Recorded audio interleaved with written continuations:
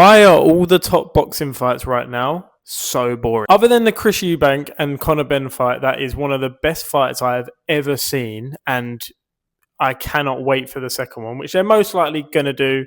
Conor Benn's already asking for it.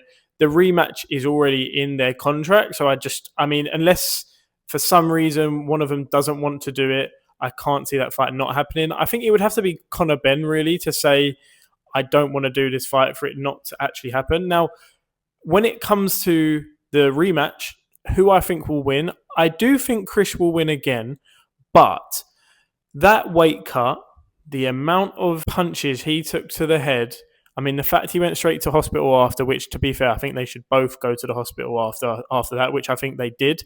Apparently, they were staying 3 beds down from each other, so I'm sure that was a fun sleep for both of them. I do think that the next one will be more not in Conor's favour, but he's got more chance to win this one than he did the last one because he's seen what Eubank's got. He knows he can take his punches for one. And two, I think with Ben being out the ring for so long, there was an element of ring rust. I do think the nerves maybe got to him a little bit. Not saying he didn't perform, but to pull that final trigger, he probably was thinking, not too sure, do I want to do it yet?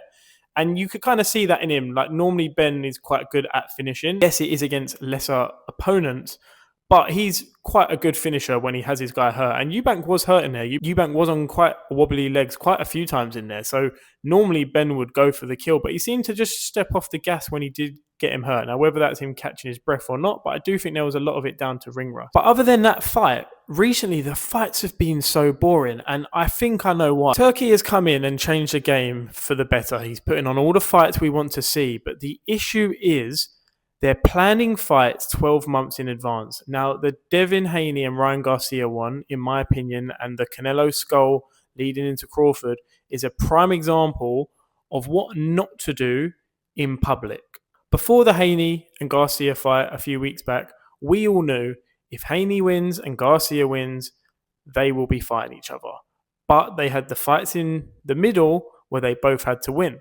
Now, both of them go into them fights with, yes, they want to win, but almost a bit of, as long as we don't lose, hopefully we'll get the nod, we'll get the payday, and then we move on to our bigger fights, which I think is killing the fight that's right in front of us. Ryan Garcia, when he's been hurt, he bites down on the mouthpiece and he goes for broke. And he normally comes out on the other end winning. He's not afraid of losing. In this one, there was an element of, he was probably hoping that the judges at ringside are going to give him the points purely because they've got a bigger fight coming up, which boxing is notorious for. And as long as I don't get knocked out here, I will most likely get this win. Do I think that he thought he won? No. But was there an element in the back of his mind thinking, as long as I don't get knocked out, I might get the nod here? Yes. Which is why fighters that we know and love have never been shy for going for it are being a bit more hesitant. They're not pulling the trigger where they normally would because they've got so much pressure on the next fight. They're not focusing on the here and now, which is why I think a lot of these fights are becoming boring. Canelo and Skull fight. Canelo knew Crawford's ringside.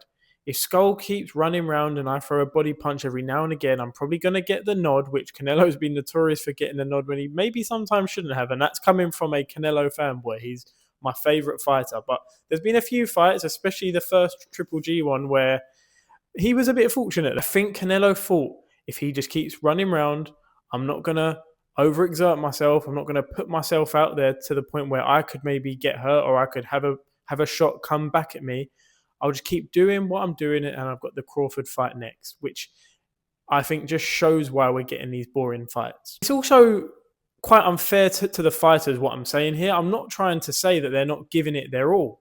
But if you had a fight now for 20 million, which to all of us would be incredible, but if you had a fight for 20 million, but your next fight is for 120 million, you're most likely going to be a bit more focused on that. Considering most of these boxers come from absolutely nothing, they're probably thinking, well, if I can just get to the next one, here we are, 120 million fight, mega fight deal. It's going to be absolutely amazing. That you lose focus on the now. The paying fans are coming to watch you right now.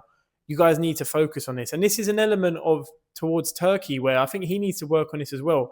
By all means, plan it behind closed doors. Tell them, if you win this, hopefully big things are coming. But when you've got them sat ringside and the whole fight week is building up to, oh, if you win this, will you fight him?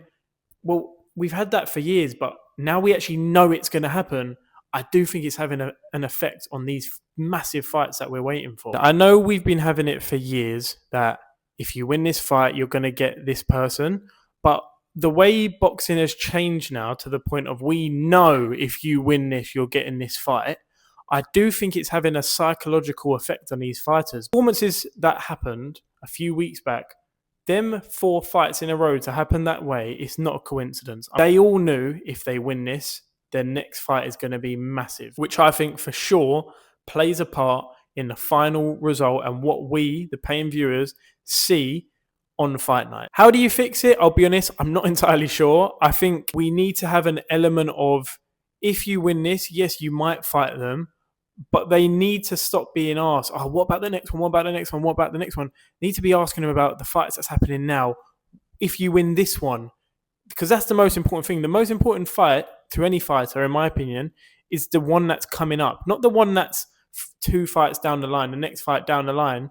It's the one that's happening there and then, because if you lose, like what's happened with Ryan Garcia, it brings everything crumbling down. Another issue, again, with this Ryan Garcia and Devin Haney fight is they probably both know that, yes, if one of us lose, we'll probably still get it anyway. So when Ryan Garcia was down in the points, he's probably thinking, as long as I don't get knocked out and embarrass myself, this Devin Haney fight is still here, which shouldn't be the case. It should be the best fight in the best. Do I think Ryan Garcia is one of the best?